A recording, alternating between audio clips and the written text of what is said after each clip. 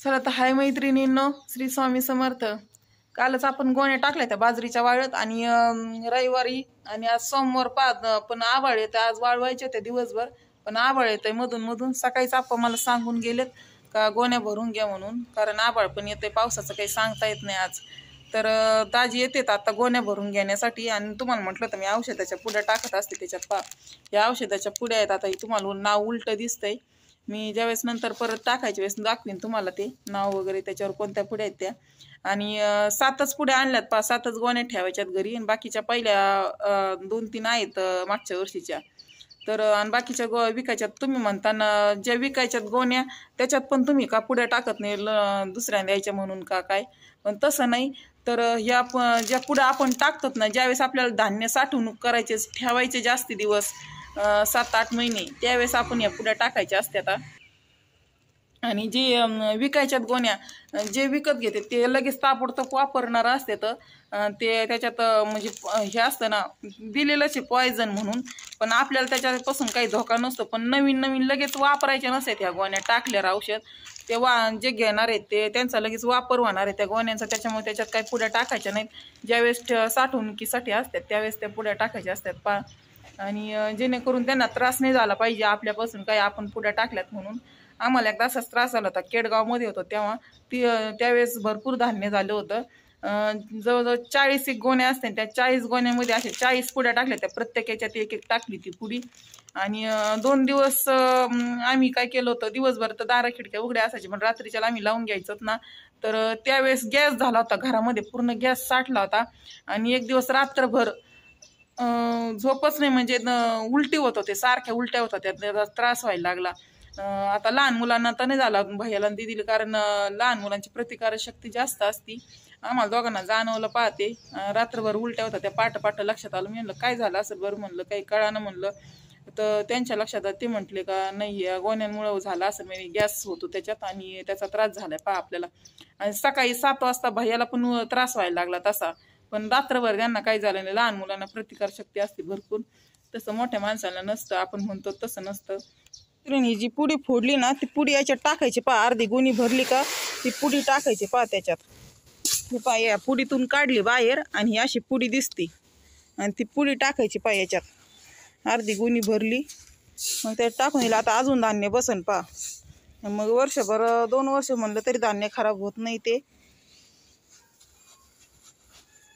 टाकायचे। घे टाकून। चला मैत्रीण, घेतल्यात आपण बाजरी भरून घेतली वेळेत भरून घेतली बघा। काळ कुट्ट आभाळ झाले आता सगळीकडून।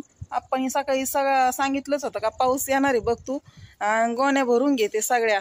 तर तेवढा दाजींचा पण फोन आला, दाजी म्हणे पावसाचं वातावरण झालंय, मी येतोय घरी आणि पुड्या पण घेऊन येतो औषधाच्या आणि गोण्या घेऊ भरून म्हणे।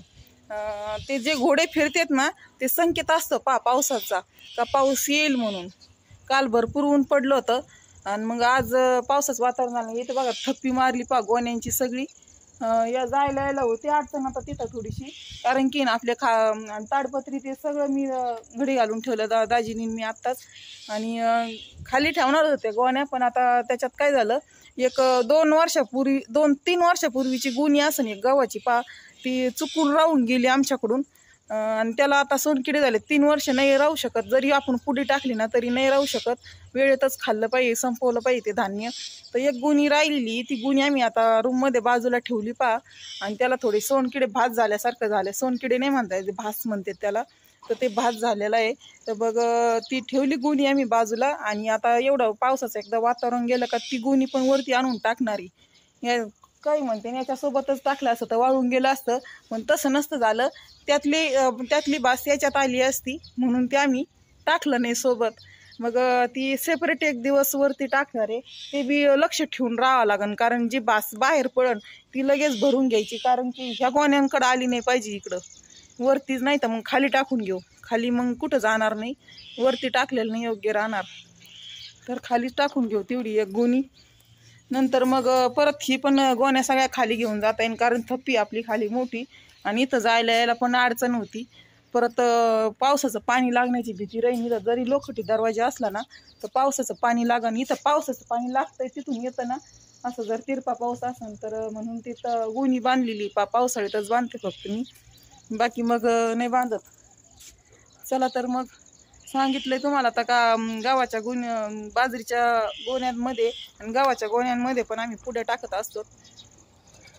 तर कोणतं टाकलं ते पण सांगितलं, त्याचे परिणाम काय आहेत ते पण सांगितलं मी तुम्हाला मागाशीच.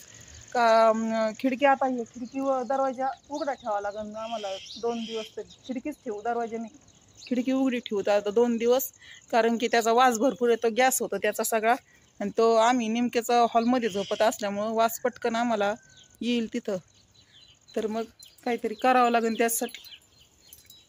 चला तर मैत्रिणी, बाय. पोरं येते ना आता शाळेतून, आज महिना अखेर आहे पा. बाय.